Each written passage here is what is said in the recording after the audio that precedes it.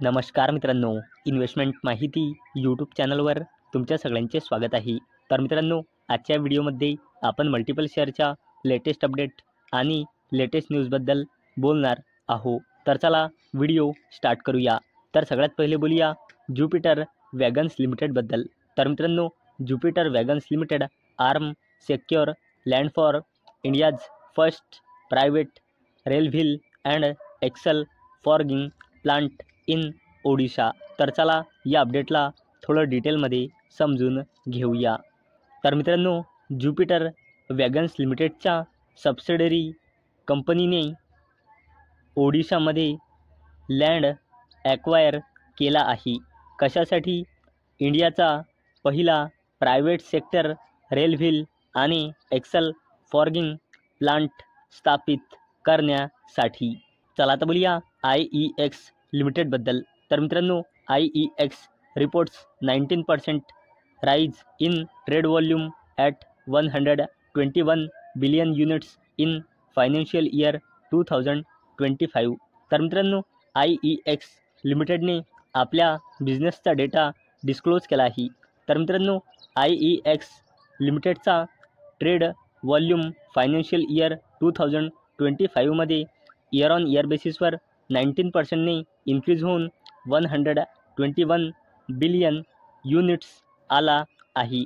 तसेच मित्रांनो, IEX लिमिटेडने मार्च 2025मध्ये आपला highest ever monthly electricity traded volume achieve केला आहे, 11,215 मिलियन युनिट्स, जो इयर ऑन इयर बेसिसवर 29%ने ग्रो झाला आहे.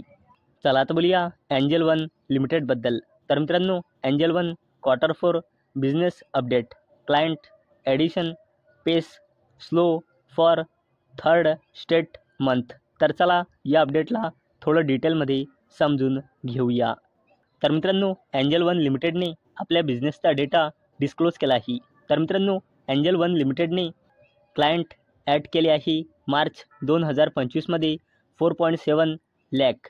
आणि मित्रांनो, एंजल वन लिमिटेडने क्लायंट ॲड केले होते फेब्रुवारी 2025मध्ये 4.9 लाख.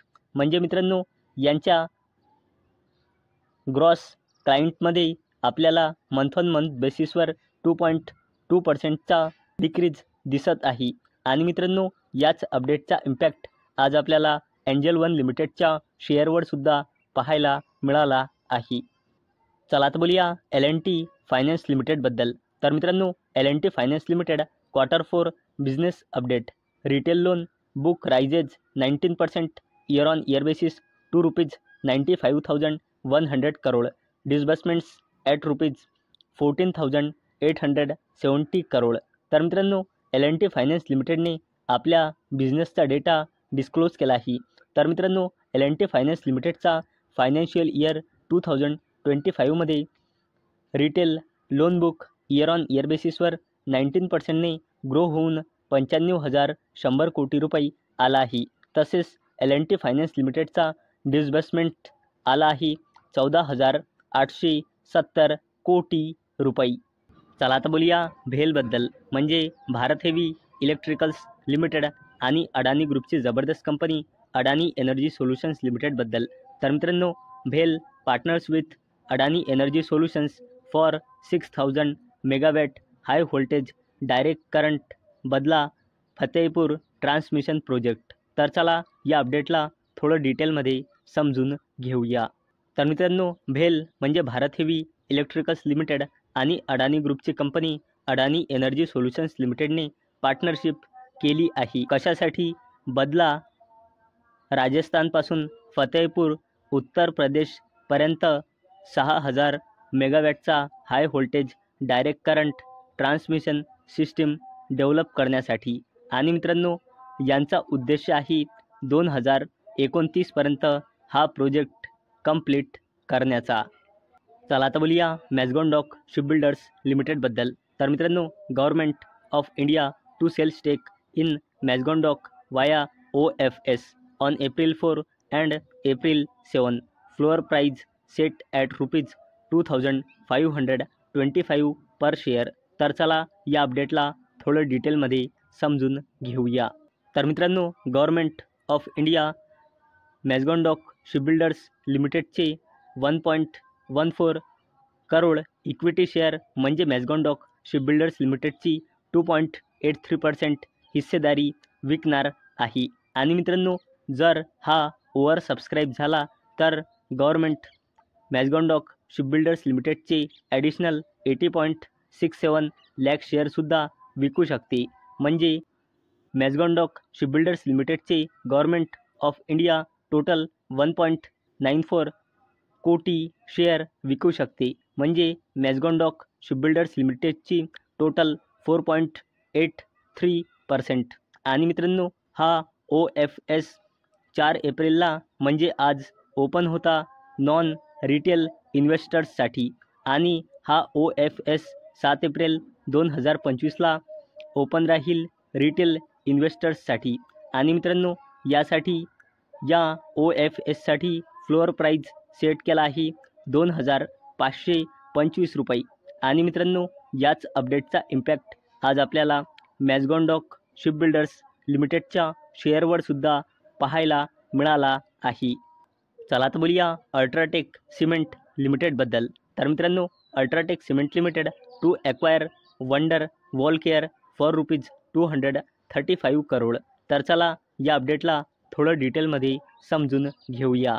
तर मित्रांनो, आदित्य बिर्ला ग्रुपची जबरदस्त कंपनी अल्ट्राटेक सिमेंट लिमिटेडने वंडर वॉल केअरमध्ये 100% इक्विटी शेअर ॲक्वायर केले आहे 235 कोटी रुपये. आणि मित्रांनो, या डीलनंतर अल्ट्राटेक सिमेंट लिमिटेडची wonder wall care wholly owned subsidiary company बनून जाईल.